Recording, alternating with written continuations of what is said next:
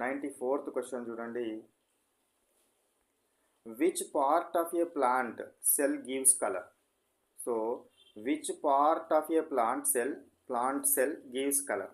ఈ ప్లాంట్లో ఉన్న ఏ కణము కలర్ని ఇవ్వడం జరుగుతుంది? గ్రీన్ కలర్ ముఖ్యంగా క్లోరోప్లాస్ట్. క్లోరోప్లాస్ట్లే మనకు ఏం చేస్తే ఈ క్లోరోప్లాస్ట్లోనే హరిత రేణువులు అంటారు. ఇవి ఏమి ఇవ్వడం జరుగుతుంది?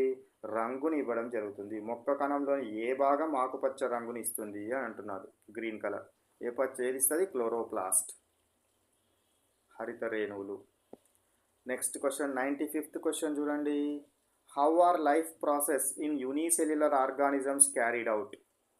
సో లైఫ్ ప్రాసెస్ను ఏకకణ జీవుల్లో జీవ ప్రక్రియలు ఎలా జరుగుతాయి అంటున్నాడు. ఎలా జరుగుతాయి?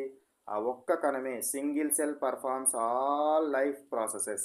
ఆ సింగిల్ సెలే అన్ని రకాల లైఫ్ ప్రాసెస్లను జరిపిస్తుంది. Next question 96th question.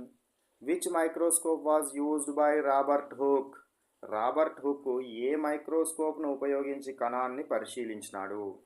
Simple magnifying device or simple microscope. This is the word simple microscope. ఈ సింపుల్ మైక్రోస్కోప్ సరళ సూక్ష్మదర్శిని ఉపయోగించి కేంద్రకాన్ని అబ్జర్వ్ చేయడం జరిగింది, కణాన్ని అబ్జర్వ్ చేయడం.